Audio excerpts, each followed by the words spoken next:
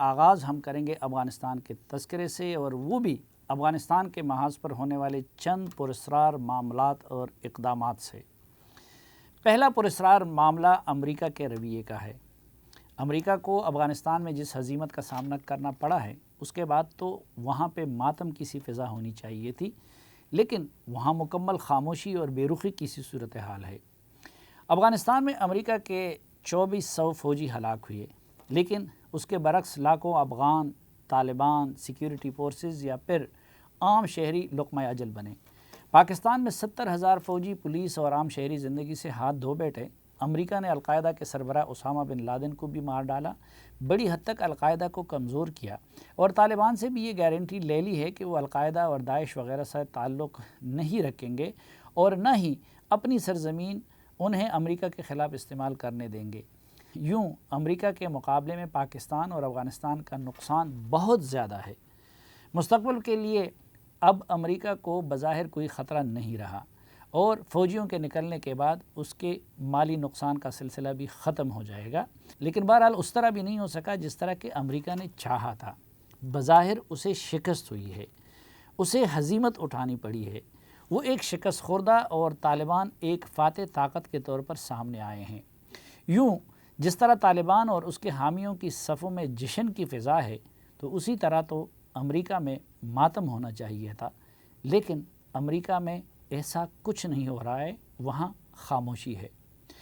افغان صدر اشرف غنی کے ساتھ وائٹ ہاؤس کی ملاقات کے دوران امریکی صدر جو بائیڈن چند منٹ کے لیے ایسے بیٹھے تھے کہ جیسے کسی نے انہیں جبراً بٹھایا ہو۔ ان کے ہاں کوئی گرم جوشی نہیں تھی، کاغذ پر لکھے ہوئے پوائنٹس پڑھ رہے تھے اور بات کو مختصر سے مختصر کر رہے تھے۔ پریس کانفرنس کے دوران ڈاکٹر اشرف غنی کے چہرے کے تاثرات اور واپسی پر ڈاکٹر عبداللہ کے اس بیان کہ افغانستان کی تقسیم کا خطرہ ہے سے لگتا ہے کہ جو بائیڈن کی طرف سے یہی جواب ملا ہے کہ آپ جانیں اور افغانستان جانیں۔ امریکہ اور اس کے اتحادیوں کا یہ رویہ انتہائی پراسرار ہے، اور ان کے اطمینان کی وجہ سمجھ نہیں آتی۔ دوسرا پراسرار عمل افغان فوج کا پے در پے سرنڈر ہونا ہے۔ یقیناً اس وقت طالبان کا مورال بہت بلند ہے۔ ماضی کی بنیاد پر طالبان کی دہشت بھی لوگوں کے ذہنوں میں بیٹھی ہوئی ہے، لیکن یہی افغان فوج گزشتہ 2 سال سے طالبان سے لڑ رہی تھی، اور اسی لیے کسی ایک ضلع کو بھی دائمی طور پر طالبان کے قبضے میں جانے نہیں دیا۔ حالانکہ امریکی فوج آپریشنل پوزیشن سے پچھلے 2 سالوں سے ہٹ گئی تھی۔ اب یہ امر حیرت انگیز بھی ہے اور پراسرار بھی کہ چند درجن طالبان کے آگے سینکڑوں افغان فوجی ہتھیار کیوں ڈال دیتے ہیں۔ ماضی کے برعکس طالبان ان کو جیب خرچہ اور کلاشنکوف دے کر عزت اور احترام سے رخصت کر لیتے ہیں، جبکہ امریکیوں کا چوڑا ہوا بھاری اور جدید اسلحہ طالبان کے حوالے کر لیتے ہیں۔ یہ عمل صرف جنوبی اور مشرقی صوبوں میں نہیں، بلکہ شمالی اور مغربی افغانستان کے تاجک، ازبک اور ترکمن صوبوں میں بھی ہو رہا ہے، جو حیران کن ہے۔ اس میں ایک اور حیران کن پہلو یہ بھی ہے کہ طالبان زیادہ تر ان اضلاع کا رخ کر رہے ہیں جہاں امریکیوں نے زیادہ اور جدید اسلحہ چھوڑا ہے۔ شمالی افغانستان سے تعلق رکھنے والے بعض رہنما تو یہ الزام بھی لگا رہے ہیں کہ ان کے علاقوں کی فوج کو یا تو اوپر سے ہتھیار پھینکنے کا حکم ملتا ہے، اور یا پھر ان کے ساتھ کمانڈ کا رابطہ نہیں ہوتا، اس لیے وہ سرنڈر ہو جاتے ہیں۔ اس لحاظ سے دیکھا جائے تو یہ پورا عمل نہایت پراسرار بن جاتا ہے۔ تیسرا پراسرار عمل یہ ہے کہ مشرقی اور جنوبی افغانستان کی بنسبت شمالی اور مغربی افغانستان میں طالبان زیادہ اضلاع پر قبضہ کر رہے ہیں۔ اگر پاکستان کے سرحد سے متصل پکتیا، پکتیکا، خوست یا پھر جنوبی صوبوں جیسے کہ قندھار، ہلمند اور زابل وغیرہ میں ایسا ہوتا تو ہمیں کوئی حیرت نہ ہوتی، لیکن ان علاقوں کی بجائے زیادہ اضلاع شمالی اور مغربی افغانستان میں طالبان کے ہاتھوں میں آ رہے ہیں۔ اسی طرح چین، پاکستان اور تاجکستان کے سرحد سے متصل صوبہ بدخشاں میں بھی طالبان کو کئی اضلاع سرنڈر ہو گئے ہیں، حالانکہ بدخشاں گزشتہ دور میں بھی ان کے دسترس میں نہیں آیا تھا، لیکن اب اس تاجک صوبے کے کئی اضلاع پر طالبان کا قبضہ ہو چکا ہے، جبکہ گورنر اور دیگر حکام نے صوبائی ہیڈ کوارٹر بھی خالی کر کے چھوڑ دیا ہے اور وہ خود کابل فرار ہو گئے ہیں۔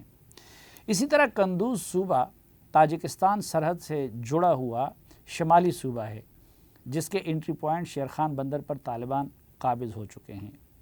اسی طرح جوزجان اور فریاب جیسے مغربی اور ازبک یا ترکمن صوبوں میں کئی اضلاع طالبان کے زیر قبضہ آ گئے ہیں۔ تخار جو طالبان کے گزشتہ دور میں شمالی اتحاد کا ہیڈ کوارٹر تھا، وہاں پہ بھی ایک ضلع میں طالبان نے قبضہ کر لیا۔ اسی طرح ایرانی بارڈر سے متصل علاقے بھی طالبان کے قبضے میں آ گئے ہیں، حالانکہ ابھی تک انہوں نے کابل یا جنوبی اور مشرقی صوبوں پر قبضہ نہیں کیا ہے۔ یوں جنوب اور مشرق کی بجائے پہلے اور زیادہ تعداد میں مغرب اور شمال میں افغان فوج کا سرنڈر ہونا اور طالبان کی فتوحات پراسرار بھی ہیں اور بظاہر سمجھ میں بھی نہیں آتی۔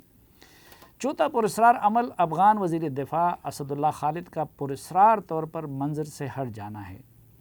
اسد اللہ خالد قندھار اور غزنی کے گورنر رہنے کے بعد NDS کے سربراہ رہے تھے، حد درجہ اینٹی پاکستان اور اینٹی طالبان سمجھے جا رہے تھے۔ وزیر دفاع بن جانے کے بعد وہ گزشتہ 2 سال ڈٹ کر طالبان کے خلاف لڑے اور خود فوجی یونیفارم پہن کر مختلف محاذوں پر جنگ کی کمانڈ کرتے رہے۔ اب کچھ روز قبل وہ پراسرار طور پر منظر سے غائب ہو گئے۔ ادھر ضلع کے اوپر ضلع طالبان کی جھولی میں گر رہا تھا اور ادھر وزیر دفاع صاحب غائب ہو گئے تھے۔ کئی روز بعد پتہ چلا کہ وہ بیمار ہیں اور علاج کے لیے امریکہ گئے ہوئے ہیں۔ پانچواں پراسرار عمل یہ ہے کہ طالبان 100 سے زائد اضلاع پر تو قابض ہو گئے، لیکن کسی صوبائی ہیڈ کوارٹر کو قبضہ نہیں کر رہے ہیں۔ حالانکہ اگر وہ چاہیں تو کئی صوبوں کے ہیڈ کوارٹرز کو آسانی کے ساتھ اپنے زیر تصرف لا سکتے ہیں۔ کہا جاتا ہے کہ کچھ قوتوں کے ساتھ یہ انڈرسٹینڈنگ ہو چکی ہے کہ سردست وہ صوبائی ہیڈ کوارٹر پر قبضہ کی کوشش نہیں کریں گے۔ اب یہ ایک اور پراسرار عمل ہے۔ یہ بات سمجھ سے بالاتر ہے کہ طالبان اگر پے در پے اضلاع پر قبضہ کر رہے ہیں تو صوبائی ہیڈ کوارٹرز پر کیوں نہیں کر رہے ہیں؟ پھر اگر کچھ قوتوں نے طالبان کو صوبوں پر قبضے سے روکا ہے تو وہی قوتیں ان کو اضلاع پر قبضے سے کیوں نہیں روک رہی ہیں؟ یہ سب کچھ پراسرار ہونے کے علاوہ سمجھ میں آنے والے بھی نہیں ہیں۔ ایک اور پراسرار حرکت گزشتہ روز ہوئی اور وہ باگرام ایئر بیس سے متعلق تھی۔ آپ سب کی نظروں سے یقیناً یہ خبر گزری ہوگی کہ جب افغان حکام وہاں پہ جا رہے تھے امریکیوں کی اطلاع کے بعد، تو اس سے پہلے کچھ لوگ آ کے وہاں پہ قیمتی چیزوں کو لوٹ چکے تھے، لیکن میری اطلاع کے مطابق یہ عام لوگ یا چور نہیں تھے، بلکہ امریکی فوج کی انخلاء سے قبل طالبان کو علم تھا کہ فلاں وقت پہ امریکی باگرام ایئر بیس کو خالی کرنے والے ہیں، اور ویسے بھی تگاؤ اور اس سے جڑے ہوئے دیگر علاقوں میں پہلے سے طالبان طاق میں باگرام ایئرپورٹ کے لیے بیٹھے تھے۔ میری اطلاع یہ ہے کہ وہاں سے جو قیمتی چیزیں لے جائی گئی ہیں وہ کوئی اور نہیں بلکہ طالبان لے گئے ہیں۔ اب یہ ایک اور پراسرار عمل ہے کہ امریکیوں نے افغان حکومت اور افغان سیکیورٹی فورسز کو تو اپنی روانگی کا نہیں بتایا تھا اور ان کی رخصتی کے ایک روز بعد ان کو پتہ چلا، لیکن طالبان کو پہلے سے علم تھا کہ باگرام بیس کو امریکی کب خالی کر رہے ہیں۔ ساتواں پراسرار عمل ترکی، جو کہ پاکستان کا دوست لیکن چین کا مخالف ملک ہے، کا اچانک میدان میں کودنا اور کابل ایئرپورٹ کے سیکیورٹی کی ذمہ داری اپنے سر لینے کا ہے۔ ان حالات میں اگر ترکی کابل ایئرپورٹ کی ذمہ داری اپنے سر لے رہا ہے تو یہ ایک بہت رسکی عمل ہے۔ اسی طرح ترکی نے وسطی ایشیائی ممالک میں بھی دلچسپی اچانک بڑھا دی ہے۔